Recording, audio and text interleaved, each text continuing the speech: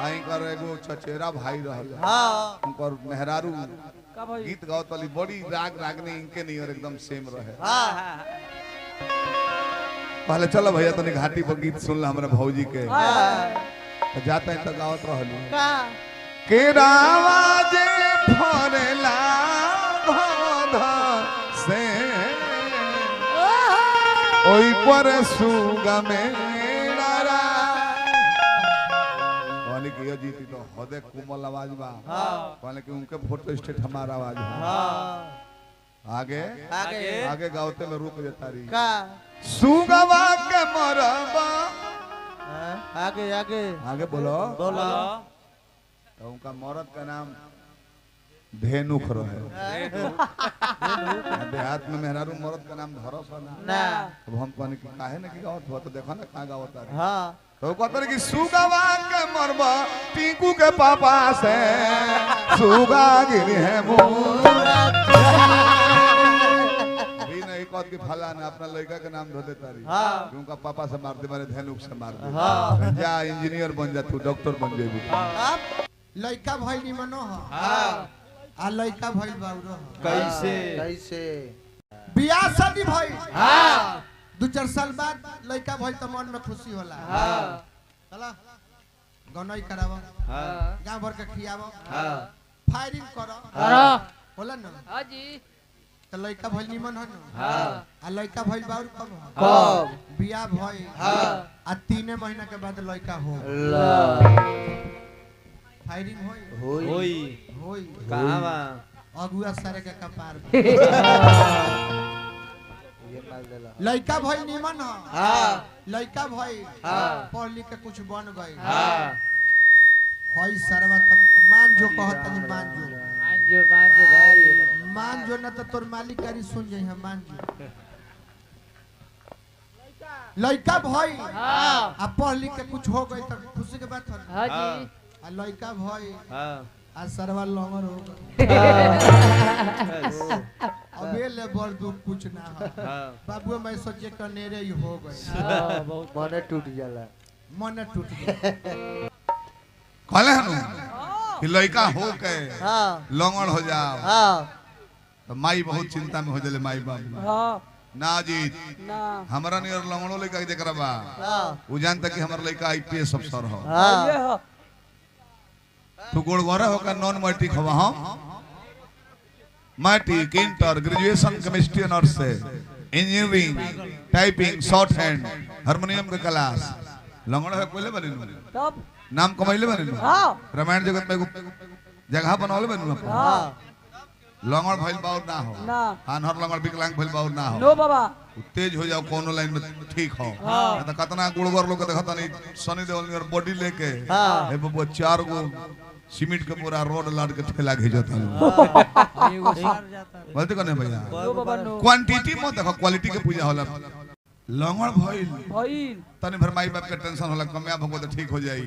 बाकी लइका हो के हां आ गणुआ हो जा हां तो बाबूजी बेचैन रहले केने कोइला तो जनेरा में ठोकर बद दौड़ के भैंसल के जे रे बबुआ फरिया समझ ले आराम से।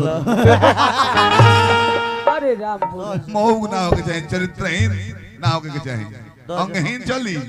गणेश जी तो अंगहीन है हमें पहले पूजाता है दोनों कान और सूरदास वाह क्यों कर कविता ना पढ़ लो ये मैट्रिक कहले बाबे यार ही मत कहो 8वां अंक के टेढ़ अष्टावक्र रहले आ जनक जी 8 साल के उम्र में अष्टावक्र के अपना सिंहासन पर बैठा के आ नीचे बैठ के आ तब शिक्षा लेने रहो। हो गणेश जी गोल लगत रहो उनकर सुन नहीं मन लगता। हां अल्लाह का सुन से गणिया फाड़ देता है। हां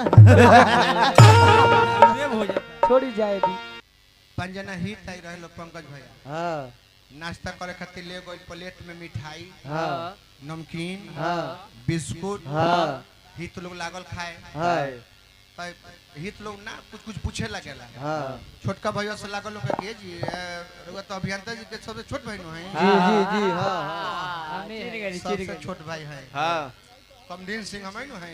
हां अच्छा पढ़ी ले हां पढ़ी ले हां आड़ी बाड़ी में रोका कतना में इंटर में पढ़ी ले। अच्छा अच्छा अच्छा अच्छा ठीक बा हां ओई में से को हितवा कहता कि इंटर में पढ़ी ले हां तागे के का पलान बा बोली ओकरा कहे के मतलब कि पढ़ जीबो त का करब का पलान बा इनका भैया कहता कि पलान तो ये बा कि तू लोग एजा से जइबो आ जन प्लेटवा में नमकीन में बचल बा हम खाई काहे कि रसगुल्ला तो सरौ खाइए गइल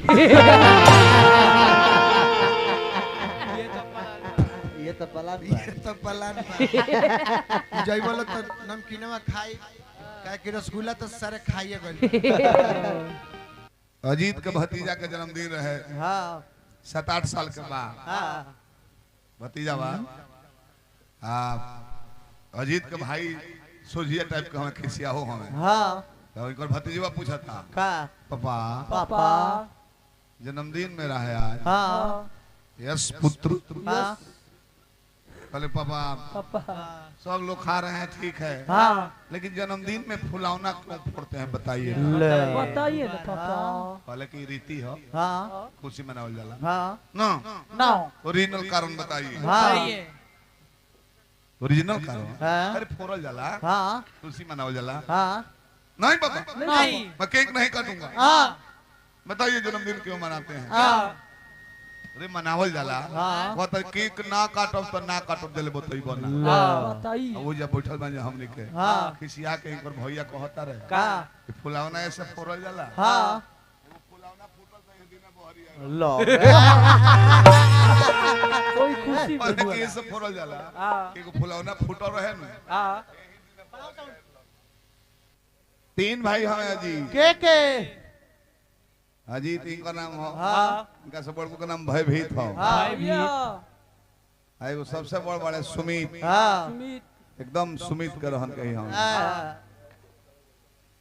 मेडिकल दुकान खोलले बड़े कहां बा पोझिया बाजार तब बहुत बड़ मार्केट है जाने की मेडिकल दुकान खोलने बड़े बॉम्बे से 5 साल पर लड़का आई रहे तो बम्बईया लड़का के भाषा जानते बन बस धर भैया तेरे को मेरे को का दिमाग खराब कर दिया तेरे को क्या मतलब है मेरे को क्या चल भाई तेरे को अब अगरबत्ती दिखाओ तो सवेरे सवेरे ओम जयंती मंगला काली भद्र काली कपालनी चलो पहुंचा था तेरे को दिखाई नहीं दे रहा है कहाँ क्या हुआ है क्या करता है पूजा कॉलेज में यही जरूरी है एकरा को अश्लील ना कहे एकर प्रचार मास्टर लोग कराओ दिल्ली में एगो सिक्का डालो बटन दबाओ भक्त हतवत फुलौना बिक देला ले जाकर यूज करो हां जनसंख्या कंट्रोल खातिर गवर्नमेंट के नियम तो ओकरा का मेडिसिन का है दवाई का है तब तेरे को दिखाई नहीं देता है क्या बात है भाई साहब क्या बल्कि 5 कंडोम कर लिया भाई दवाई है मैं कोनो अश्लीलता थोड़ा ये न कहा जाला भाई साहब पूजा कर रहे थोड़ा सलील से शिष्टाचार से बात कीजिए अरे अरे कस्टमर हूँ 5 कंडोम दो अरे भाई साहब थोड़ा सलील भाषा से बोलिए ना तेरे को बर्बाद कर दूंगा तेरे को समझ में नहीं आता है तेरे को समझ में नहीं आता है 5 कंडोम दो अरे भाई साहब थोड़ा शिष्टाचार से बात कीजिए वो बनले रहे कहनवा सरकार के अब बहरी को देता भाई साहब इस साहबजादा को 5 शेरवानी सूट दीजिए बारात करने जाना है भाई साहब इस साहबजादा को 5 शेरवानी सूट दीजिए बारात करने जाना है टोपी पहन के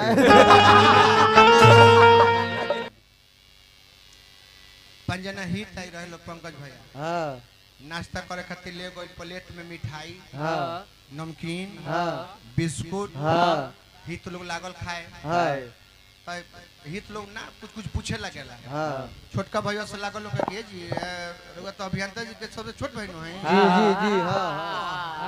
जी सबसे छोट भाई है कमदीन सिंह हम नो है अच्छा पढ़ी ले आड़ी बाड़ी में रोका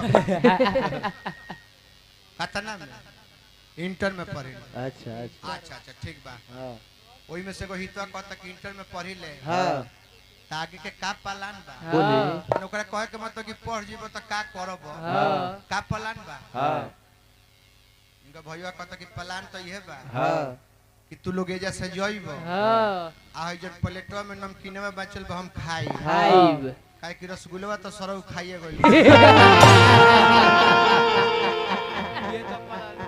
ये तो पलान ये तो पलान जय बोलो तो नमकीनवा खाई काहे कि रसगुल्ला तो सारे खाइए गइल